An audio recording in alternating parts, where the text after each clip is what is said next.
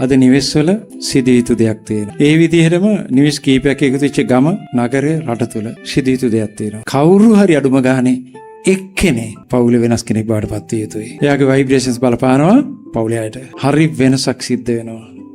එයා දිගින් දිගට ඒ කාර්යය නිරත වෙනකොට මේ පවුල තුල පුදුමාකාර වෙනසක් වෙනවා. අම්මා තාත්තා කියලා දෙන්නෙක් ඉන්නවා.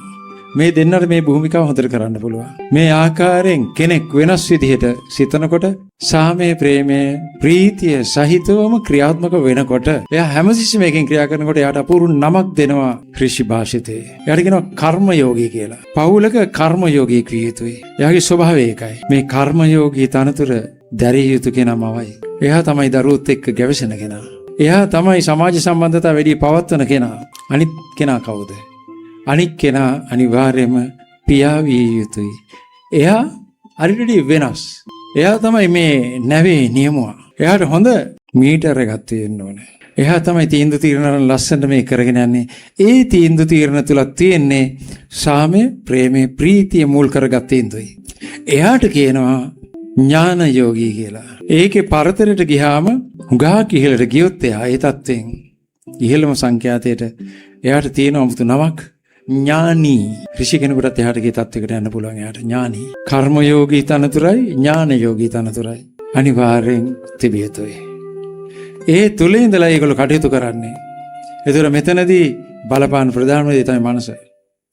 ඒ දෙන්නගේ මනසේ තියෙන්නේ මෙන්න මේ යෝග කියන්නේ මොකද්ද? යෝග කියන්නේ වඩා යහපත් වූ කියන එක. සහ විශ්වය සමග සම්බන්ධ වූ කියන තේරුම තියෙනවා. එතකොට අන්න එයා ඒ පවුල විශ්වය සමග අපූර්ව සම්බන්ධතාවයකට පත් කරනවා. ඒ තුලින් ශක්තිය ගලාගෙන එනවා. ඒතර ඒ දෙන්නටම විශ්වයේ ශක්තිය ගලාගෙන ඇවිත් ඒගොල්ලෝ වෙනස්ම කෙනෙක් බවට පත් වෙනවා. අවටට යා කිව්වත් නැතත් මේ අපූර්ව ভাইබ්‍රේෂන් එක පැතිරෙනවා. එතකොට ඒ අයට කියනවා නම. ඒ තත්ත්වයටපත් වුනහම කියනවා ශුද්ධ තත්ත්ව, ශුද්ධ සත්ව, ශුද්ධ සත්වයෝ දෙන්නේ. අපේ රටේ හැම ගෙදරකම මේ වැඩේ සිද්ධ වුණා නම් අද මේ රටේ නවත්තන්න මත් ව්‍යසනයක් නැහැ. හොරකම් නැහැ. මොකද මේ පවුලට බලපාන්න පටන් ගන්නවා මේ තත්ත්වය. ඒ හයි ෆ්‍රීකවන්සි ආ හිටියා නම් පවුලේ සියලු දෙනාට බලපානවා. කුඩු ගහපු එක කුඩු ගහන එකක් නැහැ. බොන කෙනා බොන්නේ නැහැ. ඔය සමාජ විරෝධී දේවල් එකක්වත් නැහැ. පවුල් හරි වෙනස්. ඒ පවුලේ තියෙන ভাইබ්‍රේෂන් එක. ඒකට කියනවා කලෙක්ටිව් ভাইබ්‍රේෂන්ස් කියලා. කලෙක්ටිව් කොන්ෂස්නස් අපි ඒක දන්නවා විශ්ව විඥානය එකතුව. මේකට කියනවා කලෙක්ටිව් ভাইබ්‍රේෂන්ස් කියලා. ඒකාබද්ධ කම්පණය. ඒකේ තියෙන ෆ්‍රීකවන්සි එක හරි ඉහළයි. ඒක බලපානවා ඒ ගෙදර තියෙන ভাইබ්‍රේෂන් එක ඒකාබද්ධ ভাইබ්‍රේෂන් එක බලවත්. වටේට බලපානවා. මේක අත්හදා බැලුවා. කොහෙද? ඇමරිකාවේ වොෂින්ටන් නගරේ. ඒකට මුල්ුනේ මගේ ආරම්භක ගුරුතුමා වෙච්ච මහර්ෂිතුමා. ඍෂි වගේ තත්ත්වයක හිටපු උත්තමයා. උන්වහන්සේ ගිහිල්ලා එයාගේ විශ්වවිද්‍යාලයේ තියෙන උගන්වන ආයතන තිබුණා. එයා ගිහිල්ලා ඒ අදාළ පොලිසියෙන් ඉල්ලුවා වයලන්ස් රෙකෝඩ් එක. අපරාධ සටහන කොච්චරක් වගේ තියෙනවද කියලා. එක එක අපරාධ වර්ග තියෙනවනේ. මිනි මැරුම් කොච්චරද? මාසික ස්ත්‍රී දූෂණ කොච්චරද? අනතුරු කොච්චරද? හොරකම් කොච්චරද? මරකම් වෙන වෙනම එයා ගත්තා. ඊළඟට එයාලගේ පන්තින ඒ ටීම් එක ලව්වා මේ தත්ත්වය ඇති කරා මෙඩිටේෂන් කරලා හයි ෆ්‍රීකවන්සි මට්ටමට මේ කට්ටිය ගෙනාව මාසයක්. හරියටම එකම දවසේ එකම වෙලාවේ. ඊළඟට පොලිසියෙන් ඉල්ලගත්තා ඒ අවසානයේදී වයලන්ස් රෙකෝඩ් එක. පුදුම විදිහට පහළ බහැලා. ඊට පස්සේ දකින්න කට්ටිය විශාල වශයෙන් ඇදිලාව භාවනා කරන්න අතරත් ඒතන් තියෙනවා. එතකොට යහැරුනේ මොනතරම් වෙනසක් වෙනවද කියලා. අපේ රට ලොකු රටක් නෙවෙයි, දෙවන්තර රටක් නෙවෙයි, පොඩි රටක්. අපිට මේක බොහොම ලේසියෙන් ඇප්ලයි කරන්න පුළුවන්. එතකොට එල්නිනෝ එන්නෙත් නැහැ. මොකක්වත් එන්නේ නැහැ. આવොත් හැරිලා යනවා. මොකද හයි ভাইබ්‍රේෂන් එකක්. එල්නිනෝ කියන්නේ යහපත් දෙයක් නෙමෙයි, අවාසනාවන්ත දෙයක්. මිනිස්සුන්ට හිරිහැර කරන වගේ ක්‍රූර සිතක් සහිතව ක්‍රියාත්මක වන ශක්තියක් පහළ ভাইබ්‍රේෂන් එකක්. ගම් වතුර සුළි එකක් බොහොම පහළ ভাইබ්‍රේෂන් එකක්. ඒගොල්ලෝ දන්නේ ඩිස්ට්‍රොයි කියන කැලල විතරයි.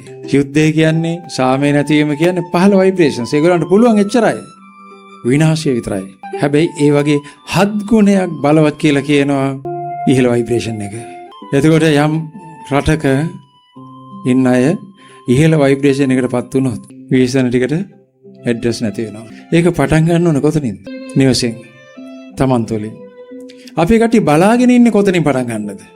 මොනක තමයි වැරද්ද? එතකොට මිනිස්සු බලන් ඉන්නේ අපිව පාලනය කරන්න කෙනෙක් කෙනකන්. ඒ කියන්නේ අපි ඒ තරම් පහළයි. ඒ කියන්නේ අපිට හිතලා මේක කරන්න බෑ. අපිට හිතලා අපි උසස් තත්ත්වයටපත් වෙමු. ඉහළ ෆ්‍රීකවන්සි එකකටපත් වෙමු. කටයුතු කරමු. අපි අද ඉඳලා අපේ ගමේ කට්ටියන් එකතු වෙන්න අපි රැස්වීමක් තියමු. තියෙනවනේ මරණාධාර සමිතිය. මරණයට ආධාර කරන්න කලින් ජීවත් වෙන්න ආදරය කරපල්ලා. ඕක තමයි මට කියන්න තියෙන අන්තර්ජාලය තුලින්. මරණාධාර නෙමෙයි සර්, ජීවනාධාර සමිතියකුයි තියෙන්න ඕනේ. ඒව නැහැ. උසස් කම්පන සංඛ්‍යාත සංගමයක් නැහැ. අපිට කවුරු කියන්න ඕනද? අවශ්‍යතාවයක් නැහැ. අපිට යහපත් කෙනෙක් වෙන්න, උසස් ෆ්‍රීකවන්සියක සහිත මේ අභ්‍යාස කරලා තත්ත්වයටපත් වෙන්න, ඒකෙන් අපේ සමාජයට යහපතක් කරලා සමාජෙම උසස් තත්ත්වයකටපත් කරන්න අපිට කවුරු කියන්න ඕනද? මං කියන්නේ ඔබේ හැම දෙයකින්ම බලාපොරොත්තු වෙන දේ සතුට, දුකයි බයයි නැතු ඉන්න එක. ඒක ළඟා කරගන්න ඔබට පුළුවන්. ඒකට කොයි නායකකම් කරත් ප්‍රශ්නයක් නැහැ. ඔබ ළඟ තමයි ඔබේ මනස තියෙන්නේ. වෙන ඔබට එතන කිසිම බාධාවක් නැහැ. මං උදේ භාවනාවක් ඔබට කෙරෙව්වා. තව භාවනා ගොඩක් මං කියලා දීලා තියෙනවා. විශේෂයෙන් හුස්ම සම්බන්ධ දේවල්. එතකොට බලන්න, ඒක ආරම්භයක් විතරයි. ඔබට ගෙදරදී ඕන තරම් විනාඩි ගාණක්, පැය ගාණක් මේ අභ්‍යාසය කරලා ඔබේ සිත තැම්පත් වෙන්න අරින්න පුළුවන්. සිතක් තැම්පත් වෙනවා කියන්නේ කම්පන සංඛ්‍යාතයේ ඉහළට යන එක. කලබල වෙනවා කියන්නේ කම්පන සංඛ්‍යාතයේ පහළට කඩාගෙන යන. කම්පන සංඛ්‍යාතයේ පහළට කඩන් වැටෙනකොට ඔබේ තියෙන ඔබේ කලබලකාරී ජීවිතය තුළ කම්පන සංඛ්‍යාතයේ පහළට වැටෙනවා කියන්නේ විශ්ව විඥානය ඔබෙන් ඈතට යනවා. එතකොට ඒ තුළ තියෙන ඥාන ඔබට සම්ප්‍රේෂණය වෙන්නේ නැහැ. හොඳටම දුර්වලයෙන් පස්සේ හදිසියේ කවුරු හරි ඇහුවොත් 8යි 7යි කීයද කියලා 8යි 7යි. ඒක කියා ගන්නවත් බැරි තත්ත්වයටපත් වෙනවා. එතකොට හදිසියේ හරි කවුරු හරි ඇවිල්ලා හලෝ කොහමද? දැන් බැඳලා හැමද? ආ ඔය කසල් වයිෆ්ගේ නම කියන්නේ කිව්වා. වයිෆ්ගේ නම මතකත් නැහැ. මේ පොඩ්ඩක් ඉන්න බෑන මතක් කරලා කියන්නේ. ඒ தත්ත්වෙට ඔයාලා hina වෙන්න එපා. ওই தත්ත්වෙටපත් වෙන වැඩි කල් යන්න කලින්.